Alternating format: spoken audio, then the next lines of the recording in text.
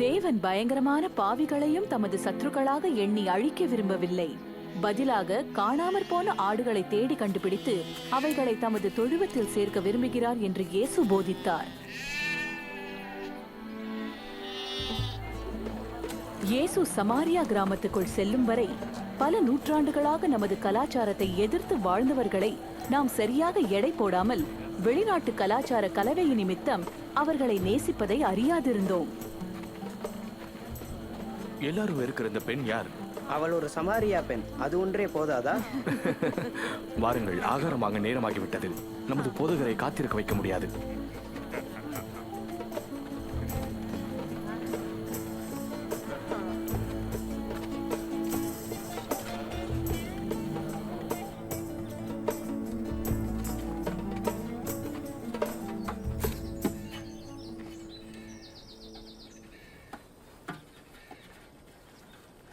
என் தாகத்துக்கு குடிக்க தருகிறாயா? நீர் ஒரு யூதன், நான் ஒரு சமாரிய நங்கை. நீர் எப்படி என்னிடத்தில் குடிக்க கேட்கலாம்? தேவன் கொடுக்கிற ஈவை நீ அறிந்திருந்தால், உன்னிடம் குடிக்க கேட்கிற நான் யார் என்று தெரிந்தால் நீயே என்னிடம் கேட்டிருப்பாய். நான் உனக்கு நித்திய ஜீவ தண்ணீரை கொடுத்திருப்பேன். ஐயா, தண்ணீர் இறைக்கும்படி உம்மிடத்தில் ஒன்றுமில்லை. நீரும் ஆழத்தில் இருக்கிறது. நீரை எப்படி எனக்கு கொடுப்பீர்? இந்த கிணறு எங்கள் முற்பிதாவான யாக்கோபு எங்களுக்கு கொடுத்தது. அவரும் அவருடைய பிள்ளைகளும் மந்தைகளும் இங்கு தண்ணீர் குடித்ததுண்டு. அந்த யாக்கோபை காட்டிலும் நீர் பெரியவராக கருத மாட்டீரல்லவா?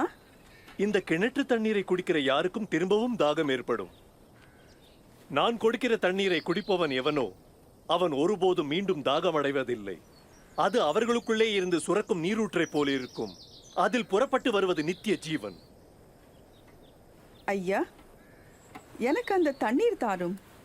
அதை நான் குடித்தால் எனக்கு தாகம் வராது. நீர் எடுக்க தினசரி இங்கே வர வேண்டுவதும் இல்லை. உன் கணவனிடம் போய் என்னிடம் அழைத்து வா. நான் கணவனோடு வாழவில்லை. நான் கணவனோடு வாழவில்லை என்று நீ சொன்னது சரியான பதில். இதுவரை நீ 5 பேரை மணந்துள்ளாய். இப்பொழுது நீ சேர்ந்து வாழ்கிறவனும் உன் கணவன் அல்ல. நீ உண்மையையே பேசினாய். ஐயா, நீர் ஒரு தீர்க்கதரிசி என்று காண்கிறேன். எனது சமாரியா முன்னோர்கள் தேவனை இந்த மலையில் வணங்கினார்கள். ஆனால் யூதர்களாகிய நீங்கள் எருசலேமில் தான் தேவனை வணங்க வேண்டும் என்று கூறுகிறீர்கள். நான் சொல்லுகிறதை நம்பு. வருங்காலத்தில் நீங்கள் பிதாவை வணங்கும்படி இந்த மலைக்கோ அல்லது எருசலேமுக்கோ செல்ல வேண்டிய அவசியம் வராது. சமாரியர்களாகிய நீங்கள் யாரை வணங்க வேண்டும் என்று உங்களுக்கே தெரியவில்லை.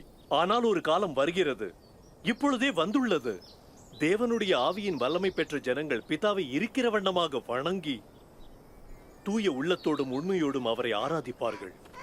தேவன் ஆவியாயிருக்கிறார். அவருடைய ஆவியின் வல்லமையை கொண்டு மாத்திரம் ஜனங்கள் அவரை இருக்கிற வண்ணமாக ஆராதிப்பார்கள்.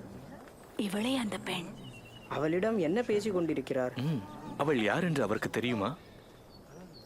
எனக்கு தெரியும். மேசியா நிச்சயம் வருவார். அவர் வரும்போது எல்லாவற்றையும் எங்களுக்கு எடுத்துச் சொல்லுவார். அவரே நான்.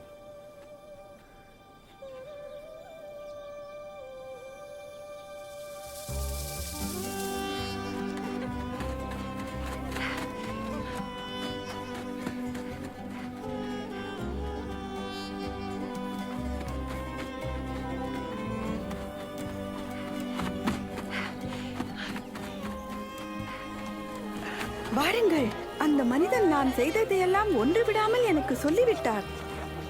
வந்து பாருங்கள், அவர் மேசியாவாக இருப்பாரோ? மேசியாவா? வாக்குத்தத்தம் பண்ணப்பட்டவரா?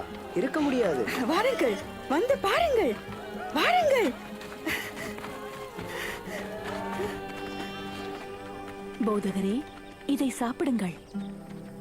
நீங்கள் அறியாத போஜனம் என்னிடம் உண்டு. அவருக்கு யாராவது உணவு கொண்டு வந்திருப்பார்களோ?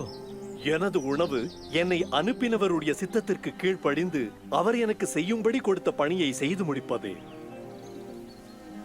பயிர்களில் கதிரை பாருங்கள், அறுவடைக்கு ஆயத்தமாயிருக்கிறது.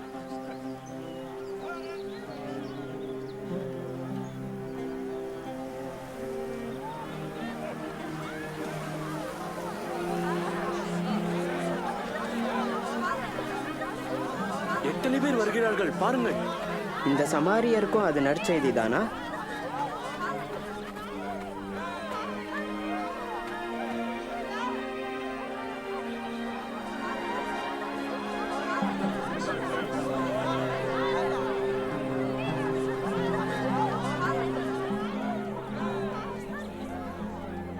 அந்த கிராமத்து மக்கள் இயேசுவிடம் வந்து தங்களிடம் தங்கி தங்களுக்கு போதிக்கும்படி வருந்தி கேட்டனர். நாங்கள் அவர்களோடு 2 நாள் தங்கினோம். அநேக சமாரியர்கள் அவரிடம் விசுவாசம் வைத்தார்கள்.